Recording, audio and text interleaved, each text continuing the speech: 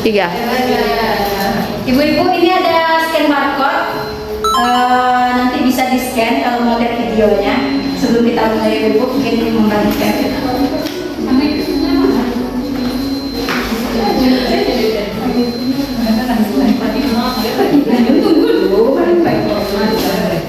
Kamera aktif ya.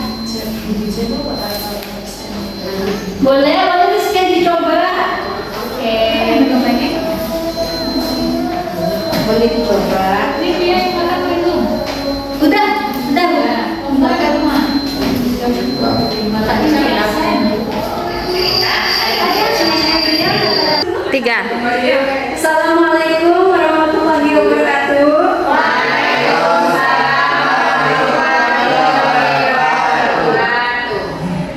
Terima kasih uni-uni, ibu-ibu, kawan-kawan semua dan bapak-bapak yang telah menyempatkan hadir pada sosialisasi edukasi tentang cuci tangan 6 langkah kita kali ini. Sedikit Vio minta waktunya ibu-ibu 10 menit sampai 15 menit. Sosialisasi cuci tangan. Mengapa kita perlu cuci tangan? Salah satunya itu untuk mencegah penularan infeksi, melindungi pasien dan petugas, menurunkan infeksi terkait pelayanan, yaitu infeksi nosokomial atau infeksi silang antar pasien dan petugas. Nah, ini ibu bapak latar belakang kenapa Vio ngambil judul untuk aktualisasi, karena ini kemarin dapat datanya terakhir dari Ibu Nisa dari bagian PPI bahwa data kita itu turun angka kepatuhannya itu dan berada paling rendah di bulan April, karena terakhir kan bulan April dapatnya kan. Bulan Januari itu tertinggi 96,17%, Februari sempat turun 88,74%, Maret sempat naik lagi 90,94%, dan April yang paling rendah 88,39%. Maka dari itu Vio tertarik ngambil judul ini biar gimana angka ini bisa naik gitu.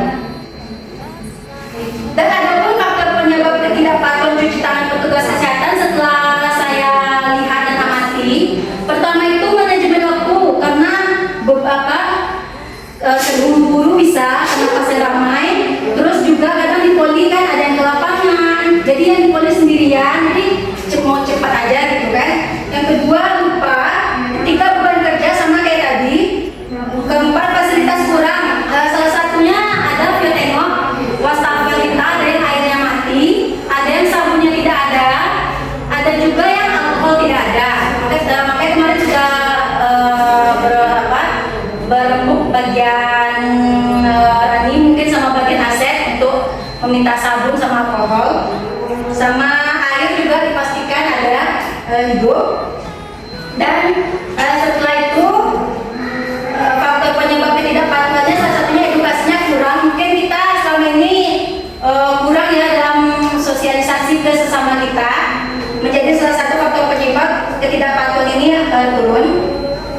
Ada pun 5 momen cuci tangan petugas kesehatan yang wajib kita lakukan. Yang pertama itu sebelum menyentuh pasien, kedua sebelum tindakan aseptik, misalnya kayak kita mau infus, mau tindakan yang lain, ketiga setelah terkena cairan tubuh pasien, misalnya pasien batuk kita kena air ludah, yang keempat setelah menyentuh pasien, kelima setelah menyentuh lingkungan pasien, misalnya kita habis memegang yang infus, memegang tempat tidur pasien. Nah, ini pasti uni-uni semua dan bapak-bapak sudah tahu ya 6 langkah cuci tangan. Yang pertama itu kan telapak tangan, punggung tangan, yang kedua sela-sela jari, yang keempat itu gerakan jari kunci, yang kelima ibu jari, yang keenam boleh sama-sama kita praktekkan ibu-ibu untuk merepress pikiran kita ya biar nggak salah. Ibu, yang pertama telapak tangan memutar ibu, memutar seperti ini. Putar. Nah, ada bergantian. Nah, yang kedua punggung tangan bergantian arah ke atas, arah keluar biar kumannya nggak masuk lagi. Ke atas, benar. Yang ketiga sela-sela jari. Keempat gerakan mengunci, punggung jari berada diselipkan di jari sebelahnya, dibalikin ke berapa lagi? Berapa lagi? 5.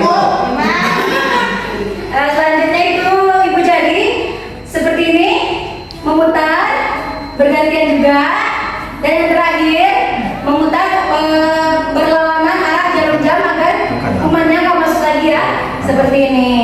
Berikut lakukan juga pada tangan satunya. Bersih. Dan ini ada barcode-nya. Misalnya ibu malas gitu kan, bisa ada yang lupa atau santai-santai di warung gitu kan, ngapain ya? Misalnya video-video. Nggak perlu sih bawa ini, cukup di foto aja, di foto terus di scan, misalnya duduk di sawah di mana bisa tengok. Nanti kita lagi ngatur ya. Nanti video ini barcode ini terhubung ke link video cuci tangan bio yang ada di Puskesmas Palunggayan.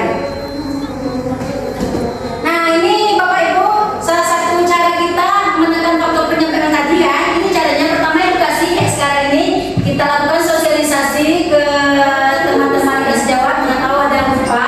Yang kedua kita audit. Nah salah satunya kan ada di BPN kita kan melakukan kayak observasi tiap bulan secara acak. Itu bagian bisa kan yang Mande ya sama Burkai.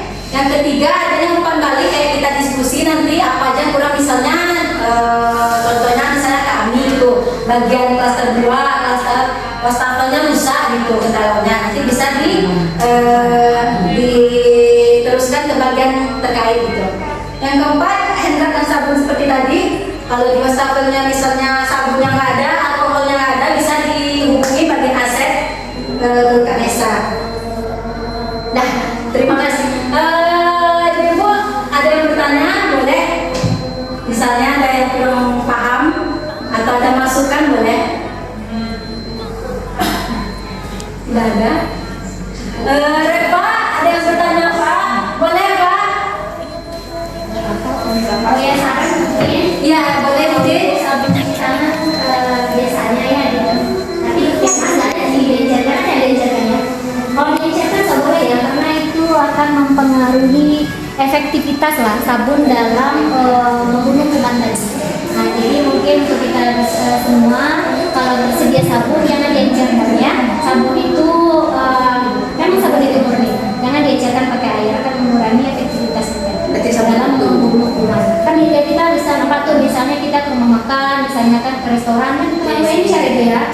Nah itu nggak bagus ya. Terutama kita untuk pelayanan medis itu jangan diencerkan dengan Berarti utuh ya Budi dalam tunjukkan. iya tidak sesuai dengan Terima kasih masukannya Budi. Ada ibu-ibu bapak-bapak yang lain ada boleh ditambahkan masukan atau pertanyaan boleh. Baiklah, jika tidak ada saya tutup sosialisasi ini. Jika ada kesalahan, kekurangan saya mohon maaf. Semoga bisa kita sama-sama mengambil manfaat dari sosialisasi ini untuk meningkatkan angka kepatuhan kita biar lebih bagus ya, untuk meningkatkan mutu dan profesionalitas kita dalam bekerja. Dan diucapkan assalamualaikum warahmatullahi wabarakatuh.